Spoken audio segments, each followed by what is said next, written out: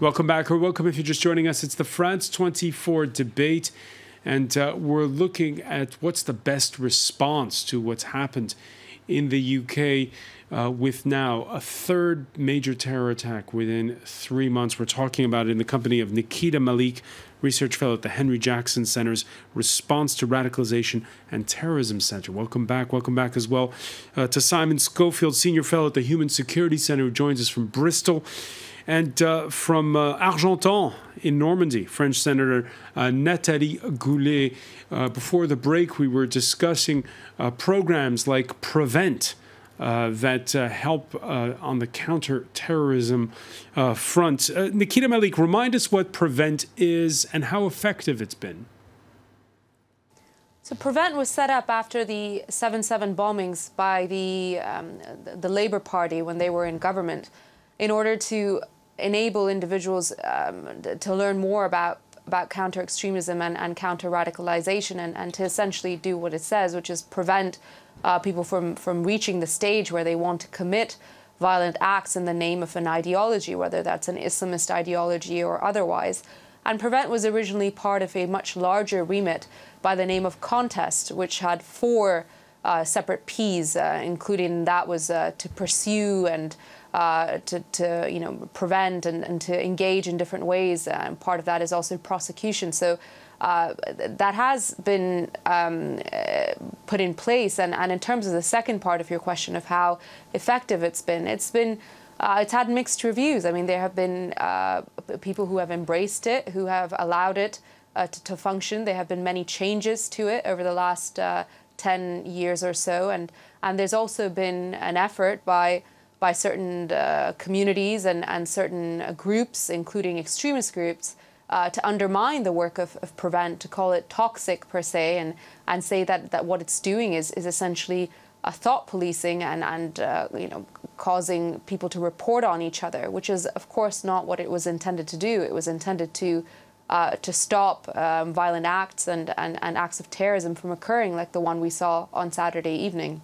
And again, it brings us back to something you said in part 1 of our discussion, is what do you do when there's sort of this critical mass of people in a community who will either pressure you to be silent or who openly are complicit with those carrying out these violent acts? I think one of the most interesting things about undermining the PREVENT strategy, and it's become quite clear after we've had so many terrorist attacks in such quick succession, is that there are no alternatives that have been presented by the groups who undermine the PREVENT strategy. So, I mean, the one criticism, for example, a very common one of calling it toxic. But if it is toxic, then what should we put in its place? I mean, what programs would you suggest that we have in order to engage with individuals who hold violent ideologies, who want to kill for a political cause, and want to take others down with them? What can we do then for those tens and thousands of people who are potential violent radicals to stop them from committing violent acts if it's not PREVENT? And in fact, if you ever question these individuals who are trying to undermine some of the government's efforts to do this, they very rarely, if ever, have an alternative to PREVENT, which is why I find it quite dangerous to say that we must scrap the program without having an alternative in place for it.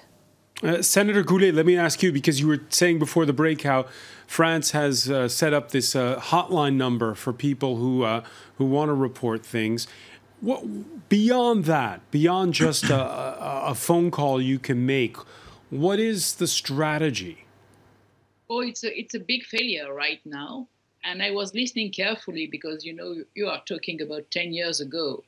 We are just now for 3 years and a half since Charlie, and we are still in a full disorder regarding the de-radicalization.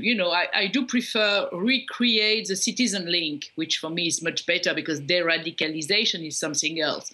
And right now we do not have a clear strategy, and I hope that the next government will be able to put it, because what we did mainly was to put additional criminal regulation. And we didn't think about prevention enough. That is one of the big failure right now for us. So, Nathalie, one of the issues on this is creating more of a trust between the state, which is very strong in France, and its citizens. Things like community policing, how's that going? Well, right now we need to put everybody around the table and created a full organization with a program and evaluation, because the problem is that right now it's like a Mexican army. Everybody is making de-radicalization all over France without coordination. You know, we are totally missed in this subject, and I think that we have to work, because we are wasting time. And it becomes very dangerous, because the people, they are not under survey and they do not have any program, and then you don't have any evaluation. And so it's really a big concern. Simon Schofield, you hear Senator Goulet there mentioning how it's the Mexican army. Too many generals and not enough foot soldiers and coordination when it comes to having concerted efforts. What's it like in the UK on that score? Well, I think that's an important point, and it's actually one Majid Nawaz, who is a former radical himself and is the chief executive of the Quilliam, says the same. Is one of his 4 points in his 4-point plan is that we need a counter-radicalization coordinator who reports directly to number 10, Downing Street, the Prime Minister, because the issue is that the prevent strategy is rightly spread along a number of government departments: education, communities and local government, the Home Office. It's spread, and we need somebody who can pull all the threads together and make sure they see the big picture and that we're all pulling in the same direction. All right, the issue of how you tackle the problem has become a political one. We're 3 days from a general election in the UK. The opposition leader, Jeremy Corbyn, renewing calls this Monday for Theresa May to either be voted out or to resign, as she was Home Secretary for 6 years while the government cut 20,000 police jobs. You cannot protect the public on the cheap. The police and security services must get the resources they need, not 20,000 police cuts.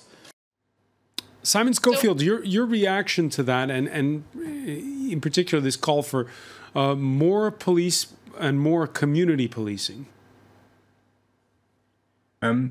Well, I think we need to look at the issue and make sure that we do have the right number of police on the streets. I think the fact that the police managed to respond within 8 minutes, which is a gold standard, and I don't think we will see a better response than that anywhere, shows that we're not necessarily chronically understaffed. At the same time, I do think that an emphasis, and we do have an emphasis on community policing already, but that needs to be expanded further. And it actually links into one of the previous questions we were discussing, which is why I don't support arming the police. Is I believe that the guns, whilst they're more secure, it creates a barrier, and it creates this us and them culture. Particularly, you see that in America, and that's why I wouldn't want to go down that route. I think we need to have our police more engaging and more approachable in communities, rather than more standoffish and able to shoot people. Nathalie Goulet, I want your reaction to that, because we're going through a period where relations between the police and citizens is not going well in France. We've had several standoffs, and the idea that, again, we get back to the issue of it not being us versus them when it comes to relations between citizens and their police.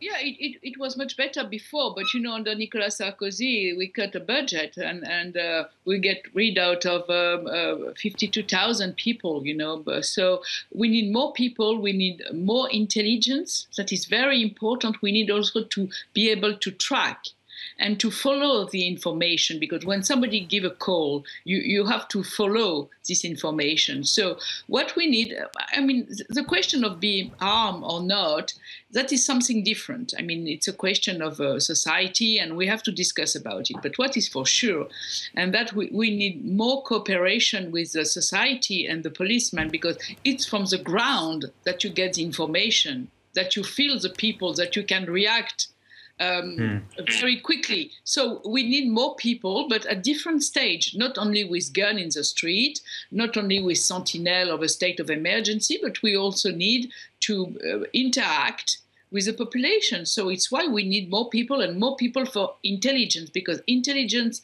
is the most important, the heart of the how to fight. You have two ways. You have intelligence and you have to track financing of terrorism. That are the most important things.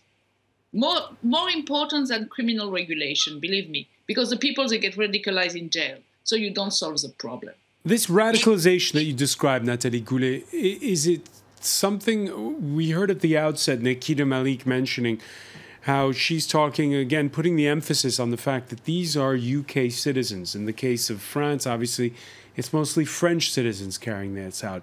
It's a French problem. French, and then 40% of those people are convert into Muslim faith for the sake of radicalization. So we have a real problem, and nobody still now carefully on the question of conversion, which is very important, because it's a base, of the problem. So they were born in France and raised in France. It's a failure of our educational system, which is also in the heart of the solution. We're seeing Simon Schofield among the campaign issues that have come up in the last 24 to 48 hours. Both the Labour leader Jeremy Corbyn and the Liberal Democrat leader Tim Farron asking about foreign funding and challenging the Prime Minister over a long-delayed inquiry into foreign funding in support of jihadi groups. Is that a sideshow? Is that a red herring? What possible role foreign states could have, most notably from the Gulf?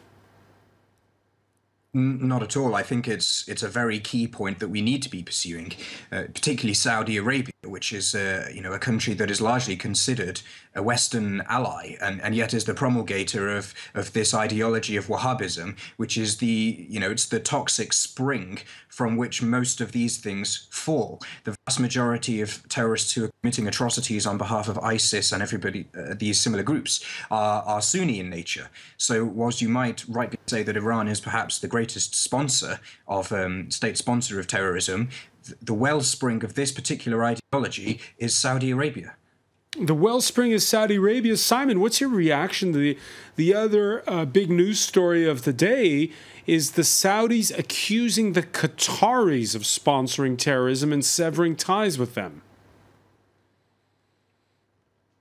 Absolutely. I think that there probably are issues with Qatar sponsoring groups which are engaged in extremism, and I certainly wouldn't want to take a side on the conflict in that sense. But it's very much pot calling kettle black in this sense, because there is no greater sponsor in ideological terms of this kind of ideology, certainly the kind that is sending fighters to our shores or growing them in our cities, than Saudi Arabia. Even though ISIS is a sworn enemy of the Saudis. Very much so, but the ideology all comes from the same place. All comes from the same place. Nathalie Goulet, we've just had a spate of elections with, on the campaign trail, politicians who say they're going to talk tough to the Gulf states. We saw with Donald Trump's recent visits to Saudi Arabia that it was different once he was in office. Is it going to be different in the case of France? How should the French be handling Gulf states? Well, first of all, I'm leading the friendship group in the French Senate for the GCC. So, I'm in a position to tell you that, first of all, we solve a lot of problem with financing coming from the GCC for the Muslim community. And I think it's a global problem because, they are our ally against terrorism. But at the same time, we have the problem of the Muslim Brotherhood, which is also a big issue in United Kingdom and all over in Egypt and wherever. Absolutely. So I think that we also have to work together because the GCC did a lot of effort. Now it's quite recent to prevent also terrorism and stop the financing of terrorism, but we have still side effects. Still side effects. It's an open row. You say you're the head of the friendship group with the GCC. It looks like you're going to have to be forced to pick sides almost when you see this row between the Saudis and the Qataris. Well, I hope we have not to make a Sophie choice, because in front of all that, you also have Iran. So, we don't have to take part in these things, and we have I think that the GCC country have to solve and resolve their problem by themselves, because all that is also against Iran on the other side of the Persian Gulf. So we have to be very careful. Are we getting away from the topic at hand, Simon Schofield, when we talk about what's going on in the Gulf? I think it has something to do with it. But as has been discussed, a lot of the extremists we are dealing with right now are homegrown. So whilst it's important to tackle the financing abroad and to tackle the ideological spread abroad, we also need to have a greater focus at home. It's not a silver bullet that if we stop Qatar and Saudi funding and promoting these groups, that it will suddenly end here. But I think an important focus is to look at what Muslims themselves say. There was a policy exchange paper published. It was the largest ever survey of British Muslims in conjunction with ICM. And Muslims are actually more likely than the average Brit to condemn violent extremism, and more than 50% of Muslims feel that their own community, Muslim communities, should be doing more to challenge this ideology. And they feel, and Eliza Manningham-Buller, who used to be the Director General of MI5, agrees, that Muslims should be taking a lead role in this. Last week, when it was Manchester, now with London, are you hearing more from the Muslim community? I don't think we've ever not been hearing from them. All these attacks, you see the Muslim Council of Britain and other groups condemning it. You see people, I have Muslim friends on social media who are condemning it and are saying what is going on. There is a huge amount of condemnation, of shock, of despair in the moderate Muslim community, as everywhere else. I think what we need to do is help support these moderate Muslims in whichever ways are appropriate to help them take back control of their faith, which is being, perverted towards these violent aims. It's being perverted towards violent aims. That we've seen the comments on, on social media, which are extremely hateful at times. It must be very difficult right now in the UK when you've had a third attack in less than 3 months.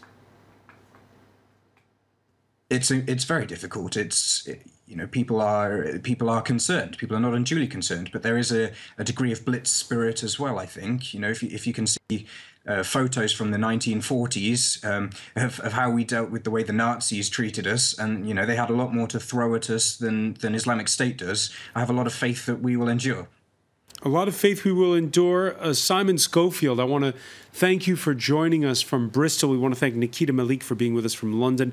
Nathalie Goulet from Argentan in Normandy. Stay with us because Media Watch is next.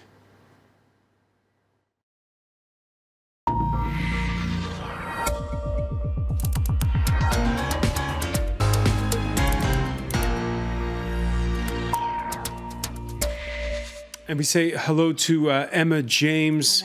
We have yet another vigil taking place in London this Monday.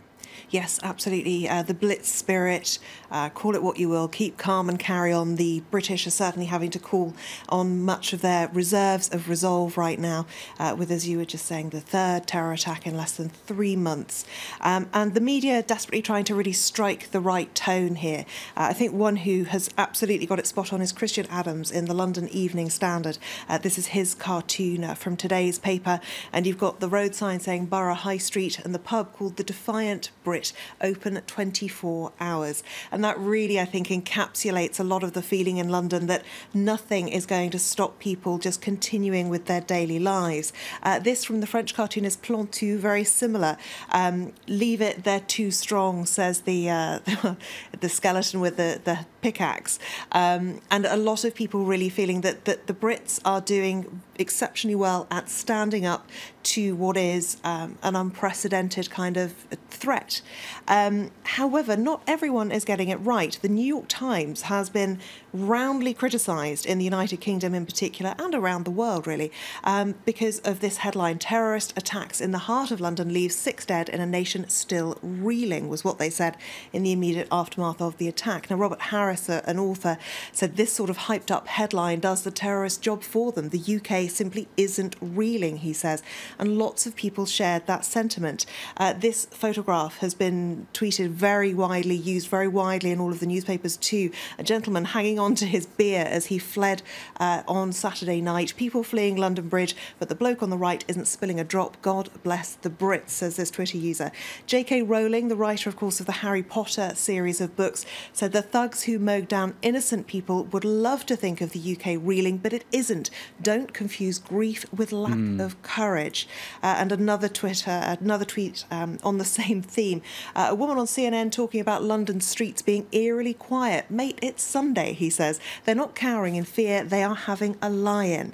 Now, the New York Times did try to really redress the balance a little bit with this opinion piece from a British writer, Rosalind Warren, and she says it's a very British response to terror. In this article, she says, we are choosing vigilance, calm, and just a little bit of humour, and any fear projected onto us will be met with a very British response, sarcasm. Of course, there is one difference with the attack that took place in Manchester, which is we're 3 days away from a general election. When you were perusing the papers, did you sense that, because usually there's this moment of national unity, it didn't last long this time. Did you get a sense that it was different this time around? I think so, yes. I think the fact that it couldn't help but be politicised. Yes, they suspended campaigning, supposedly, but really it doesn't work out that way because, of course, what we saw was the Prime Minister coming out onto the steps of Number 10 almost immediately after that attack. And what she was talking about was her plan to tackle terrorism. And you can't call that anything other than unveiling what her plan is for the future, and that is campaigning.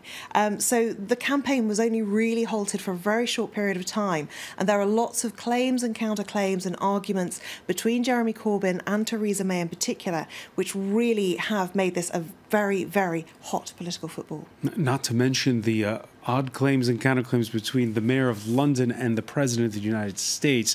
One person who is uniting people, though, is Ariana Grande. Yes, very much so. As you mentioned, Donald Trump, of course, has been at the centre of a great deal of controversy, not least because of his latest tweets. Among them, well, as the Washington Post put it, they say world leaders call for unity after London attack. Trump tweets the complete opposite, they say. They said other world leaders were restrained and sympathetic. What we got from Donald Trump was this: we need to be smart, vigilant and tough. We need the courts to give us back our rights. We need the travel ban as an extra level of safety. That was very soon after the attack, pushing his political agenda. Then came the criticism of the Mayor of London. According to Donald Trump, he said there is no reason to be alarmed. Now, those words were spoken by Sadiq Khan, but very much taken out of context.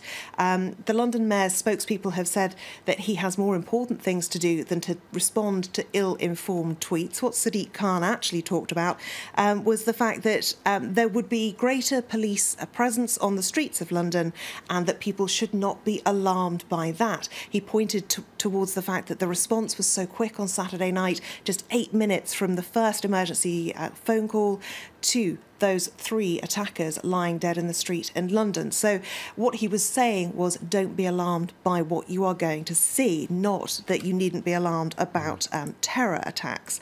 There is, however, a long history of animosity really between Sadiq Khan and Donald Trump, largely based on that Muslim travel ban. This was earlier this year in January, where he called the travel ban shameful and cruel. He also called for the planned state visit of Donald Trump to be cancelled, which is something that's been echoed by quite a few people in the wake of these latest tweets from Donald Trump. Tim Farron, the leader of the Liberal Democrats, says Trump is an embarrassment to America. He went on to say that Theresa May must withdraw the state visit. This is a man insulting our national values at a time of introspection and mourning. And this one too, very similar theme. Theresa May says she will stand up for Britain if only there was some immediate opportunity for her to demonstrate this. Again, we see the British sarcasm coming to the fore. However, Donald Trump hasn't backed down from these comments at all. Instead, he's tweeted this pathetic excuse by the London mayor, who had to think fast on his no reason to be alarmed statement. According to him, the mainstream media is working hard to sell it. Now, Kellyanne Conway, one of his closest advisors, has actually criticised the media for what she calls an obsession with Donald Trump's Twitter feed, saying that actually it's all our own fault for talking about that too much rather than what the president is actually doing. So last word on this, which is from the former UK ambassador to the United States. Let me be diplomatic, he says. Trump makes me puke. Okay. Not too diplomatic there. All right. Bluntly put. Yes. Anyway, many thanks. Emma James, we'll have, of course, more on this as it develops. I want to thank our panel and thank you for joining us here in the France 24 debate.